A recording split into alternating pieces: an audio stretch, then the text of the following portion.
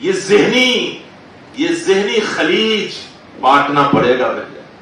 اب مقابلہ کر لیجئے گا چیلنجز کا. اسے یہ جو ذہنی خلیج ہے، خلیج اندر خلیج، خلیج کے اندر خلیج جو بنے ہوئے ہیں ساروں کو پاش کر، سب سے پہلے جو مقابلہ کرنا ہے میرے بھائی اتحاد اور اتفاق کے ساتھ. وَاعْتَصِمُوا بِحَبْلِ اللَّهِ جَمِيعًا.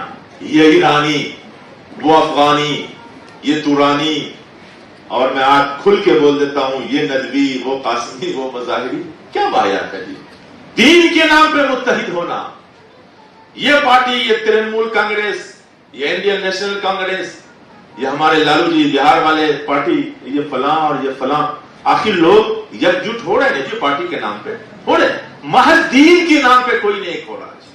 آج اس امت کے سب سے خطرناک مرض یہ ہے کہ حسد اور جلن کی آگ میں سب جل رہے ہیں، بھون رہے ہیں، حسد کی بھٹی میں جل رہے ہیں جی.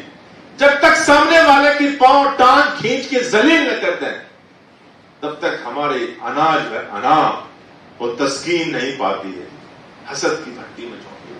اللہ کی تقسیم ہے، کسی ادارے کو اللہ چمکا دے، اللہ کی تقسیم ہے نا جی، ہم اس پہ کیوں اعتراض کر رہے ہیں؟ یہ تصادم اور تعارض اور محاد آرائی، یہ فضا ختم ہونی چاہیے. رفاقت کے ساتھ رفیق کار، کام کے رفیق بن کے، فریق نہیں کہ ہم یہ ادارہ چلاتے ہیں اور یہ مولوی صاحب بھی ابھی ادارہ کھول لیے ہیں تو اب کیسے چلے گا؟ لا اسراف فی الخیر.